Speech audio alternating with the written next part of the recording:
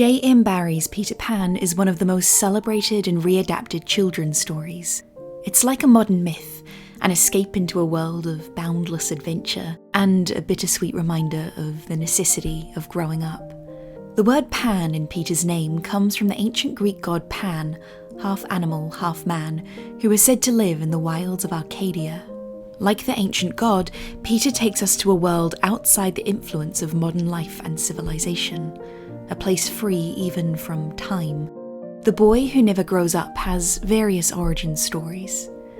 It's possible the character was inspired by Barrie's older brother David, who was just one day shy of his 14th birthday when he went out skating with some friends and fractured his skull on the ice. According to Barrie, he grew up trying to fill David's shoes in order to win his heartbroken mother's affection, learning to whistle as David used to, and even wearing David's old clothes. His mother was comforted by the idea that her son would stay a child forever. Tragic stories like these are found throughout classic children's fiction. Though not all children's authors draw on real-life tragedy like Barrie, the most famous classic children's stories often deal with death, change, or loss.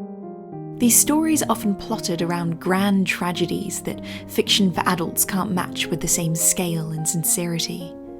In his short story The Library, Miljenko Jurgovic writes, "All the best children's stories have an unhappy ending, which doesn't teach you anything, except that sadness is a place where fiction becomes more important than reality."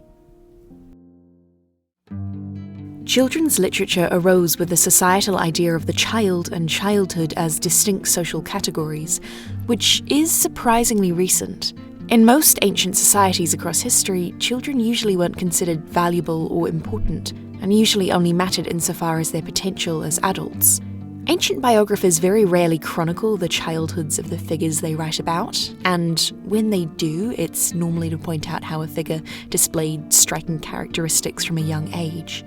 It's comparatively rare to find graves for children, especially expensive ones, despite high child mortality rates. During antiquity, most girls were married at around 12 to 14 and were expected to immediately produce children, effectively stripping them of most of their childhood. It is worth pointing out that just because people in the olden days didn't write about or memorialize children, it doesn't mean they didn't care about them. Children were more likely to die, meaning that most people just couldn't afford to care too much about them. In the Roman period, for instance, somewhere between a quarter and a third of infants died before their first birthday, and an estimated half of all children died by the age of 10. If you had 6 kids and 3 die in infancy, you probably don't want to spend a ton of money building fancy tombstones for them.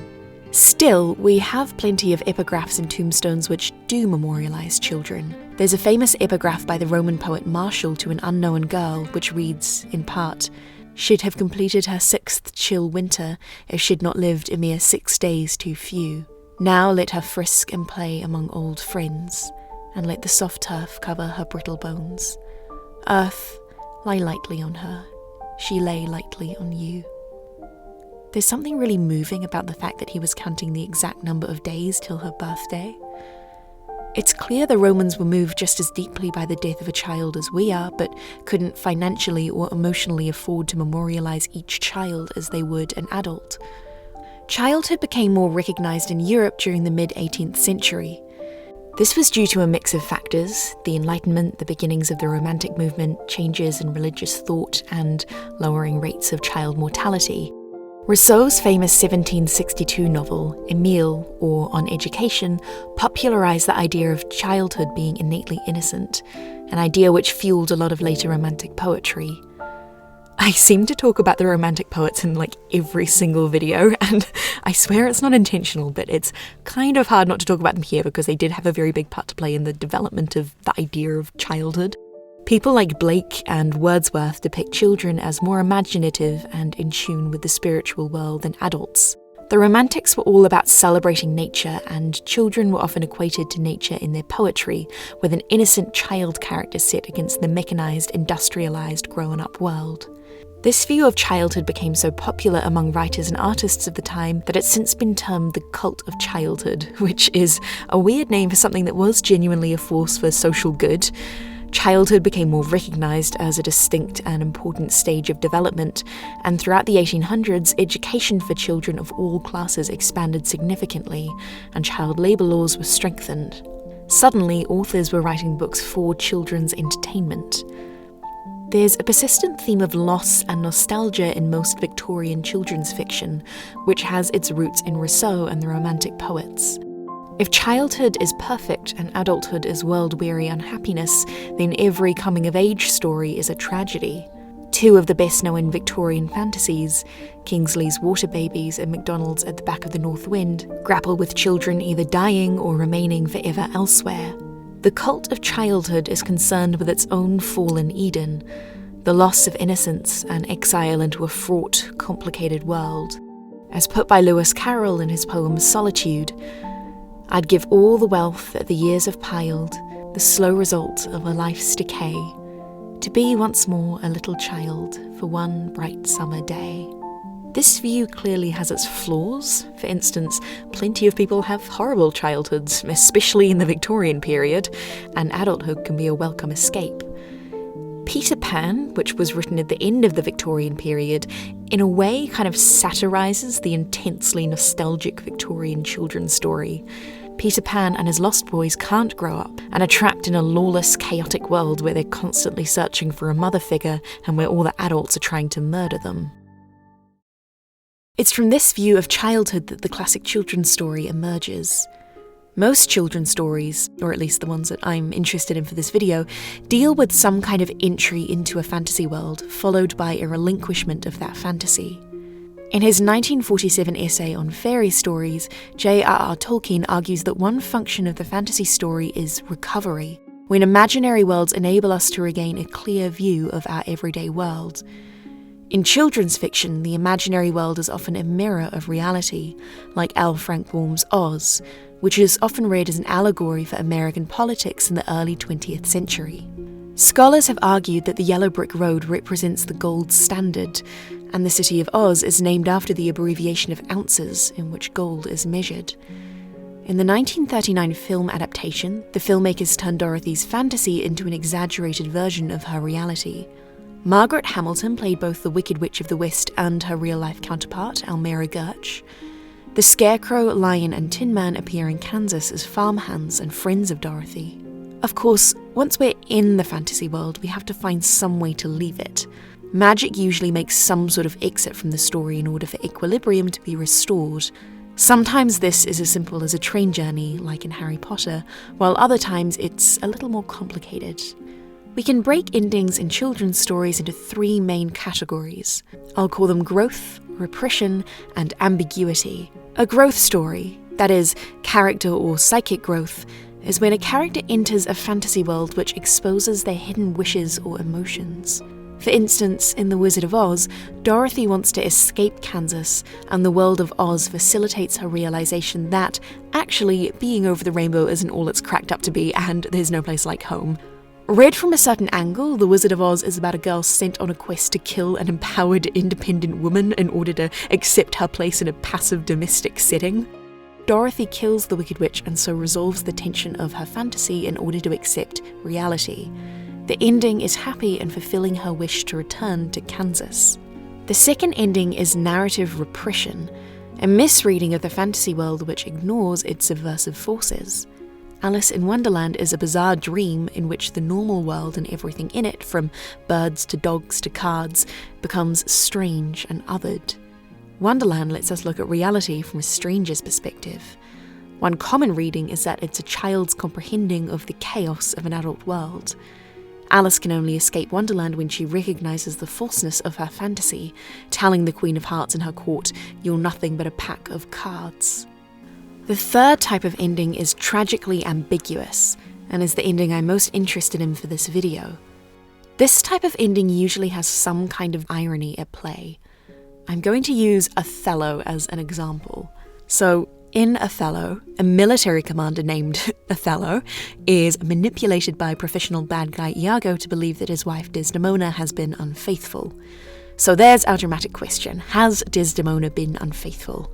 The play ends, spoiler, with Othello achieving his desire, a faithful wife who loves him. However, when he discovers this, it's too late because he's just murdered her. Thus, the bard creates negative irony. J.M. Barrie's Peter Pan also has a lot of dramatic irony at play. Although Peter kidnaps the children to escape the nursery, he takes us to a world which mirrors that reality. Hook's childish play acting and overblown anger is a mimic of Mr. Darling. On stage, the same actor would usually play both roles, which is nodded to in the 2003 film when Jason Isaacs plays both Mr. Darling and Hook. Neverland is ostensibly a childhood fantasy. However, Wendy is forced to play the role of mother and care for the Lost Boys, play acting the fate that awaits her when she grows up in the real world. Even worse, acting like a mother forces her to reckon with the cruelty she's put her own mother through by running away. The option given to the Darling children is bleak. Either they can continue living in a mirror of their own world, or can return home and accept their own mortality. Neverland highlights and exacerbates the failings of reality, but rather than offering a solution, the children have to simply return home with their new disillusioned perspective. The ending doesn't create stability. It instigates further loss. Wendy and Peter lose each other, and Peter's return to future generations only remind us of the fleeting mortality the children chose. Mary Poppins is a figure similar to Peter Pan, who flies in to bring magic into children's lives. Mary is a repressor and a liberator, introducing the children to various fantasy worlds before sniffily telling them that none of it was real. Mary's lessons enforce the idea of reality's inadequacy, and when she departs, magic and fantasy go with her. The children experience this as a loss, not as restoration. No lessons have been learned. The parting points to the divide between fantasy and reality. In both Peter Pan and Mary Poppins, children are given the promise of a fantasy which they must lose, just as they come to appreciate the shortcomings of reality. There is a fourth type of ending, which isn't even really an ending. In Enid Blyton's The Famous Five, 4 children and a dog spend their summers going on adventures and solving mysteries. The resolution of each book is a closed case, but the children never grow up or undergo much character growth. There are 21 Famous Five books, and the children never seem to age a day. There's a kind of terrible existential dread that looms over the Famous Five. Their story can never end. They're still hovering somewhere between books, ready to solve another mystery that's never been written. Some characters just can't have happily ever afters. Blyton aside, children's fiction has a tendency towards the dark and the strange. In a Rolling Stone retrospective of Watership Down, Ed Power describes the release of the film adaptation. From today's viewpoint, it's perhaps baffling how Watership Down, based on the classic children's novel by Richard Adams, could be considered a kids' movie. Families across Britain sat down to what they presumed would be a tale of cuddly daring-do in the woodland. Instead, they and their children were assailed by an hour and a half of death and cruelty. If you read or watched Watership Down as a child and wondered why the story about rabbits was so strange and violent, it's because it's a pretty much verbatim retelling of Virgil's Aeneid. The Aeneid is a Roman epic in which a man called Aeneas flees the fall of Troy with a band of fellow Trojans, who he leads on a long and perilous journey to establish a new home. Watership Down is exactly the same story but with rabbits. The Aeneid begins with the fall of Troy. Aeneas, a Trojan, has a vision of the dead warrior Hector warning him to flee Troy with his countrymen. In Watership Down, our Aeneas, who is a rabbit called Hazel, is warned of the imminent destruction of his rabbit warren thanks to the vision of another rabbit, and leads a small group on an urgent escape. All the rabbits who don't leave with him are horrifyingly killed by a housing development.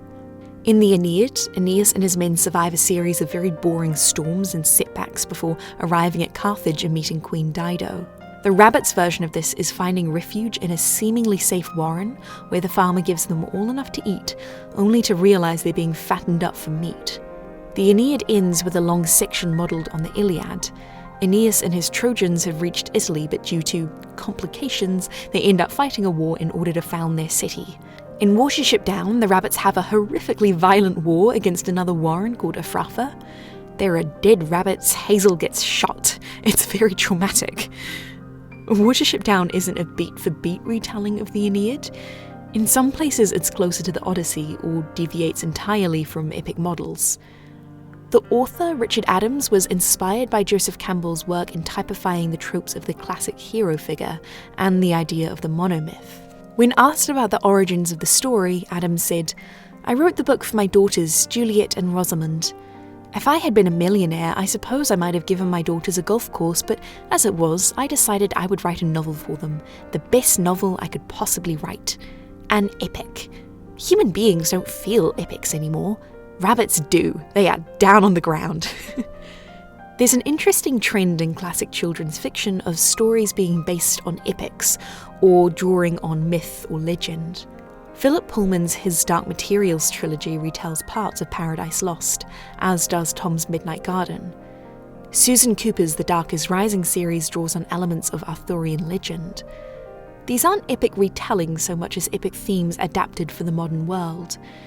Philip Pullman takes themes of Milton's epics with a kind of atheist twist, with the fall of the old world being played as a good thing. Of this, Pullman says, "Blake said Milton was a true poet and of the devil's party without knowing it. I am of the devil's party and know it." In Tom's Midnight Garden, a boy called Tom is staying with his aunt and uncle in an old Victorian house broken up into small flats. He discovers that when the grandfather clock downstairs strikes 13, the yard outside transforms into a beautiful garden. In the dream world, Tom befriends a girl called Hattie. Later, we find out that Hattie is now an old woman who lives in a neighbouring flat, and at night, Tom has been entering her dreams of her childhood garden. Aside from the Garden of Eden, the book has other biblical allegories at work. Tom and Hattie become very interested in the grandfather clock, which seems to connect their two worlds, on the face of which is written, "Time no longer." The phrase is from Revelation, a warning that God won't intervene to stop the natural unfolding of time and its consequences. In the novel, time is an immutable force dragging Tom and Hattie away from each other. But it's also endlessly malleable, bending back on itself to allow Tom and Hattie to encounter each other at the same age, from different times. Time no longer, in a more literal sense, means that we can all return to the garden. Every children's story has to navigate loss somehow, unless you're Enid Blyton. In the final chapter of The House at Pooh Corner, Christopher Robin tells Pooh Bear that he's going to school and will be leaving the 100-acre wood forever. The final lines read, "So they went off together. But wherever they go, and whatever happens to them on their way, in that enchanted place on the top of the forest, a little boy and his bear will always be playing." Like Tom's Midnight Garden, time is both linear and endlessly recursive. In linear time, Christopher Robin grows up and his adventures are at an end. But the very existence of the book means that time is a circle. A little boy and his bear will always be playing in the 100-acre wood so long as there's someone to read the story. Time no longer. I think we're partway to explaining why children's stories are often so sad. I wonder if epic themes are housed better in children's fiction than a modern-day literary fiction. There's something cosmic about the strangeness of growing up, whether it's played as a good thing or a bad thing. And the fact that children's fiction usually isn't ironic means that it's better suited to grapple with epic themes. Nowadays, ghosts or monsters appearing in a novel usually categorize it as genre fiction. But in children's fiction, there are no subdivisions. Monsters and gods are as accepted in children's fiction as they once were in ancient epics. It's worth mentioning how important it is to have stories like this written for kids. Stories which grapple with complicated ideas in a way kids can understand and enjoy. The contrast between this kind of fiction and kids' books written to make money is very stark. You know what, let's name some names. So David Walliams is one of the highest earning children's authors in the world. He's sold more than 50 million copies worldwide. In my opinion, his books are pretty transparently designed to look like Roald Dahl books. They're illustrated by Quentin Blake, and their titles are often reminiscent of Dahl's. Dahl has been through recent controversies around stereotyping, and in my opinion, Walliams' books are soulless rip-offs which regurgitate Dahl's stereotypes with 90% less imagination. One book was even pulled from shelves because of a racist stereotype. C.S. Lewis has a great quote: "A children's story that can only be enjoyed by children is not a good children's story in the slightest." David Walliams writes books that can really only be enjoyed by children. This matters because when young people are learning to read, it's really important that their books get progressively more difficult or lend themselves to rereading. David Walliams has written 38 children's books, sometimes publishing 4 a year. I don't want to judge him on quantity, some people are just very prolific, but the books are all generally targeted at the same age range. Given there's such a massive quantity of them, it keeps kids reading at the same easy level, never challenging them. When you finish one, there's another one of the exact same reading level waiting for you. In my experience working as a teacher, I noticed that kids tend to stop reading around 11 or 12, which I theorise is because at that age books like these by Walliams get just too juvenile and irritating to keep rereading, and they haven't been reading books sufficiently difficult to tide them over into young adult novels. There's already a lot of snobbery around authors who dedicate their careers to writing fiction for children, and it's frustrating that someone like Walliams takes up so much of the resources and the press and the shelf space of children's literature when there are so many authors out there who really care about kids' literacy levels and want to give them nourishing stories which sustain reading habits. Okay, rant over. I want to look a bit now at fairy tales, which have an interesting relationship with children's literature. Fairy tales are some of the oldest forms of fiction we have. The earliest iterations of many common fairy tales date back, in some form, to the Bronze Age. Fairy tales are strange. They're not bound to a given culture or a single version, but move fluidly between countries and across time, changing in their details but always keeping some essential form. Unlike myths, in which characters are bound to their fates, the characters in fairy stories forge their own destinies and usually triumph over fate in anarchic, lawless worlds. Miller's sons become kings, frogs marry princesses. In his essay The Storyteller, Walter Benjamin writes, "The fairy tale tells us of the earliest arrangements that mankind made to shake off the nightmare which the myth placed upon its chest. The wisest thing, so the fairy tale taught mankind in olden times and teaches children to this day, is to meet the forces of the mythical world with cunning and with high spirits." A good example of the divide between myths and fairy tales are the riddles we find in each. In myths, a riddle is usually solvable. When the Sphinx asks Oedipus the famous riddle, what goes on 4 legs in the morning, 2 legs during the day, and 3 legs in the evening, Oedipus is able to solve it. The answer is man. The riddle can be logically reasoned out by both the character and the listener. In solving the Sphinx's riddle, Oedipus locks himself into the machinery of his fate and doom. In contrast, riddles in fairy tales are usually unsolvable. In the Grimm's fairy tale, The Riddle, a princess promises her hand in marriage to any man who can ask her a riddle she can't solve. A young man asks her the riddle, "One killed none but still slew 12. It sounds solvable, but the answer is that it was a poisoned raven who he met earlier in the story and fed to a band of robbers. You had to be there to know the riddle's answer. It's not even a riddle, it just sounds like one. In The Hobbit, Bilbo and Gollum play a riddle guessing game. Their riddles start off real, that is, they're mythic riddles. 30 white horses on a red hill. First they champ, then they stamp, then they stand still. That is, up until Bilbo's last riddle. What have I got in my pocket? It's a fairy tale riddle. It's unsolvable because the possibilities are infinite. Classic children's stories often walk a line between myth and fairy tale logic. In Peter Pan, the logic of the world building is straight from a fairy tale. Why can Peter's shadow disattach, and how does Wendy sew it back on? How can the children suddenly fly? Neverland is found second star to the right, then straight on till morning. It sounds like it means something, but like a fact in a fairy tale, it's logically meaningless. However, the poignancy of the story comes from its mythic subtext, the fact that the darling children can't escape their mortality or their real-world responsibilities. There is no happily ever after in Neverland. Fate is at work in our fairy tale fantasy, and at the end of the story, the children have to go home.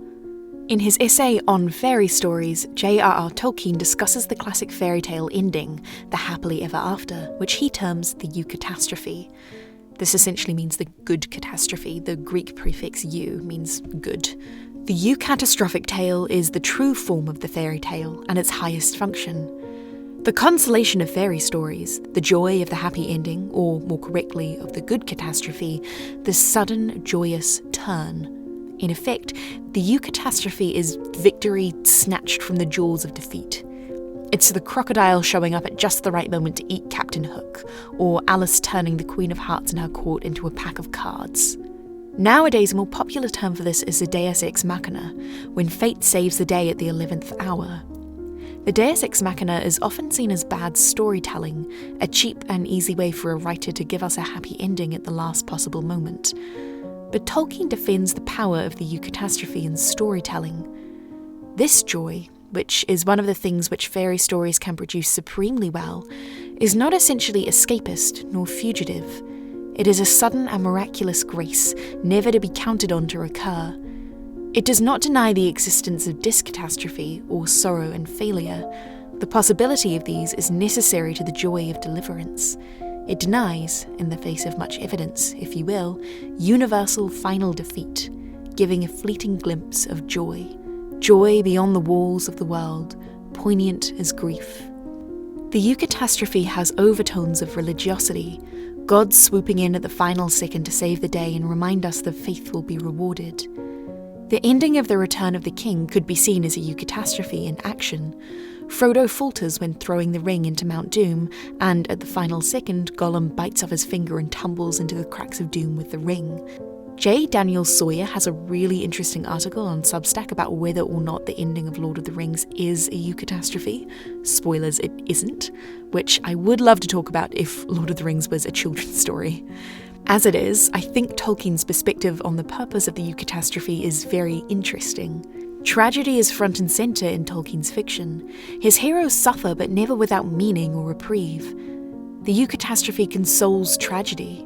Even in the face of terrible loss, joy can be regained. This is all worth pointing out to say that the eucatastrophe isn't as simple as a happy ending. The joy it provokes is only effective because of the loss that precedes it. Rapunzel and her beloved prince only find one another at the end of the fairy tale when they've been wandering for years in the wilderness and the prince has been blinded by thorns. Hansel and Gretel only escape the witch's house after almost being burned alive in her oven. The joy of the fairy tale happy ending is proportional to the loss that preceded it. What Tolkien calls a joy as poignant as grief is achieved because we're reminded just how very close we came to not having a happy ending.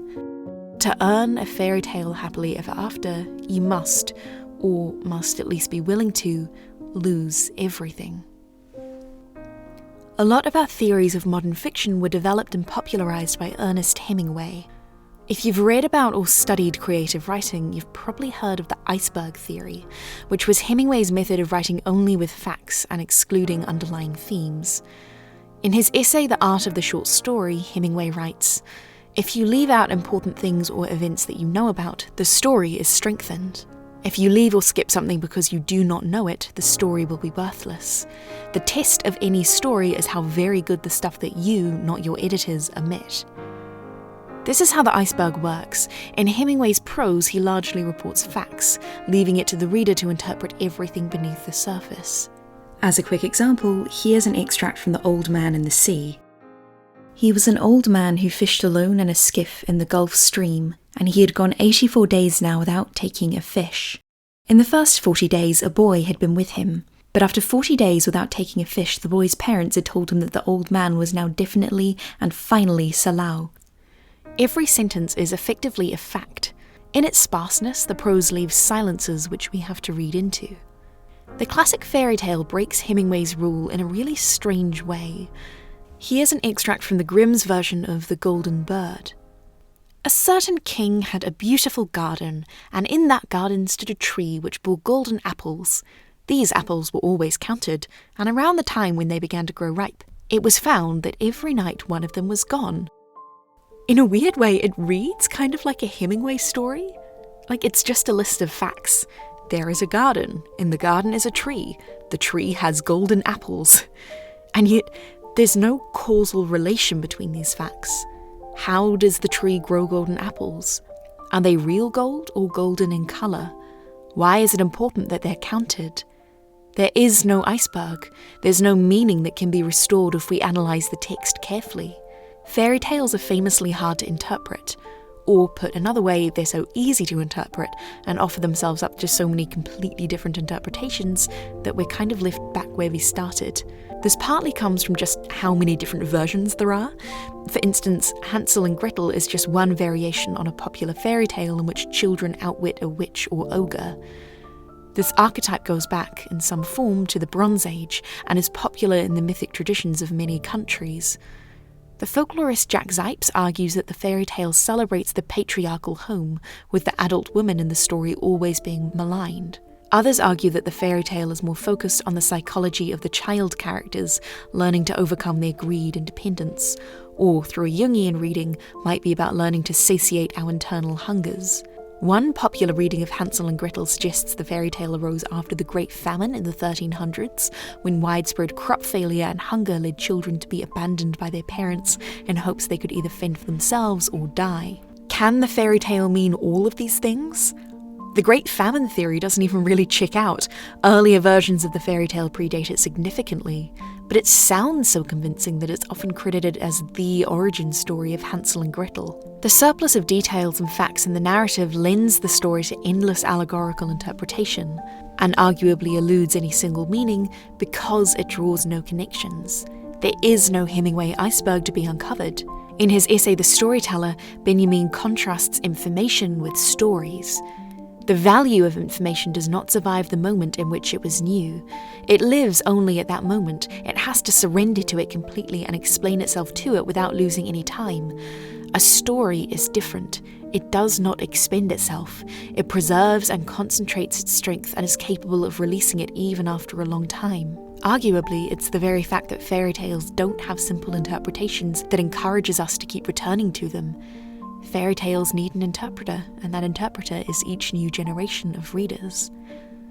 And aren't children's stories the same? I've been examining children's fiction through an allegorical lens, looking at how authors retell famous epics or parables or explore big themes through children's fiction. But it's worth remembering who the intended audience of these books are. The children who read these stories have probably never heard of Paradise Lost. Allegories and retellings aren't important to them. They're usually encountering these ideas for the first time. And so they're not reading for the iceberg or even necessarily looking for connections between facts. Every story reads as a fairy tale does. Why does the tree have golden apples? Because it belongs to the king.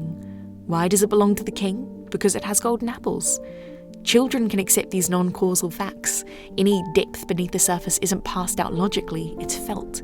Mystery isn't a sign of weakness, it's an integral part of the appeal. I want to talk here a bit about John Keats.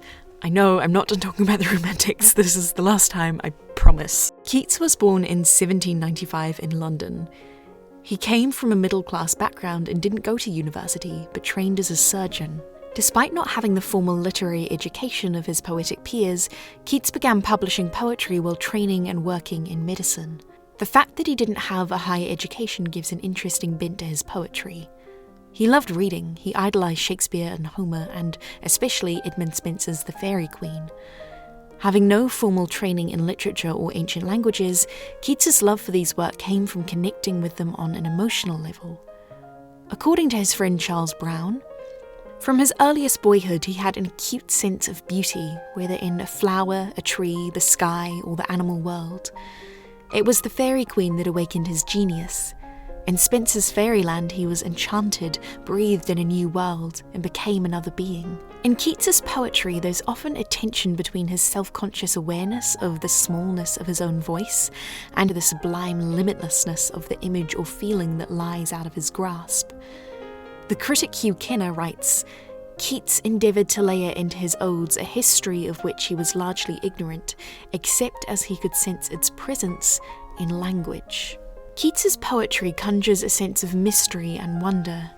His language is often imprecise or non-specific. He's not of what will later be the Hemingway school. He's not reporting on factual, concrete images. He's reaching for something that can't be put into words. It can only be intuited. In his poem Ode to a Nightingale, he writes, I cannot see what flowers are at my feet, nor what soft incense hangs upon the boughs, but In embalmed darkness, guess each sweet, wherewith the seasonable month endows the grass, the thicket, and the fruit tree wild, white hawthorn, and the pastoral eglantine, fast fading violets covered up in leaves, and mid-May's eldest child, the coming musk rose, full of dewy wine, the murmurous haunt of flies on summer eves. It's mysterious. It's hard to picture. He describes a garden scene but prefaces it by saying, "I cannot see." Everything is dark and shapeless. It's like we're seeing the image through mist or deep water, and the emotions that arise when we read this verse are also shapeless and indistinct. Keats was pioneering a new kind of tradition in poetry and fiction, using language to create intentional vagueness. Keats calls this negative capability, which he described in a letter as when man is capable of being in uncertainties, mysteries, doubts, without any irritable reaching after fact and reason.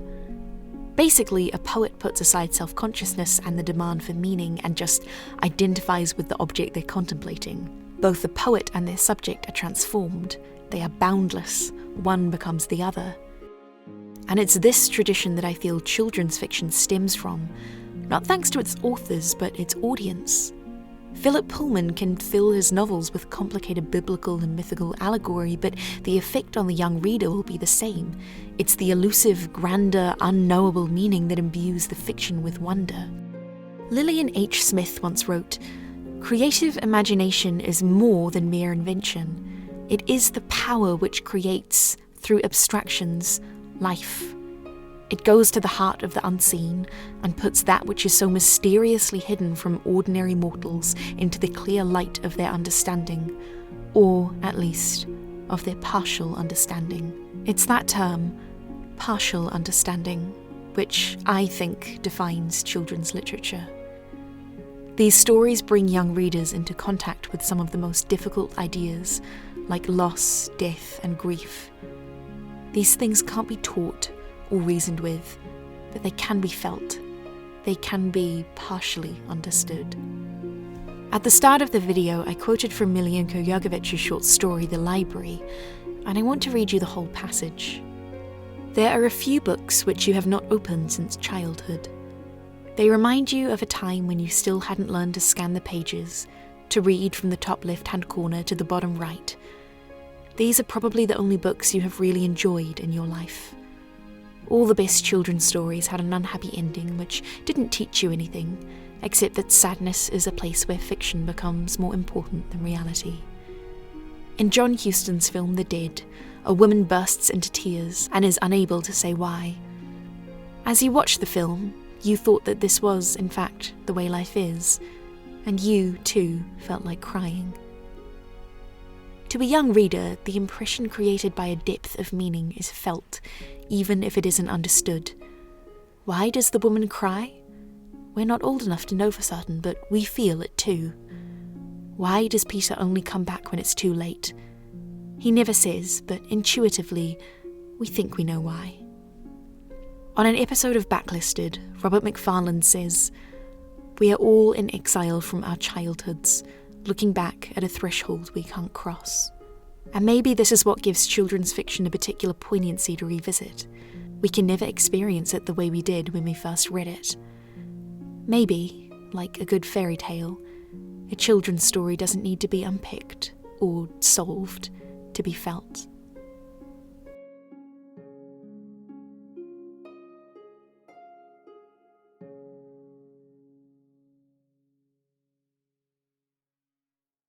Hello everyone, thank you for watching and for sticking around till the end. This video was a heap of fun to make, as you can probably tell from the unhinged amount of sets that I made. I just wanted to let you all know that I'm starting a Patreon and I will be so grateful if you would like to support my work. I want to keep this channel focused on video essays, at least for now, so Patreon is a place for me to branch out a bit into other content people have requested. I'm planning on doing some book recommendations and reviews and some content on art and painting, as well as keeping you in the loop on video topics and giving early access to my video essays, so lots of exciting stuff. And even if you can't support, thank you so much for being here. It's honestly just so exciting to be able to make videos and have an audience who watches, so that's just wonderful. So thank you so much, and have a lovely day.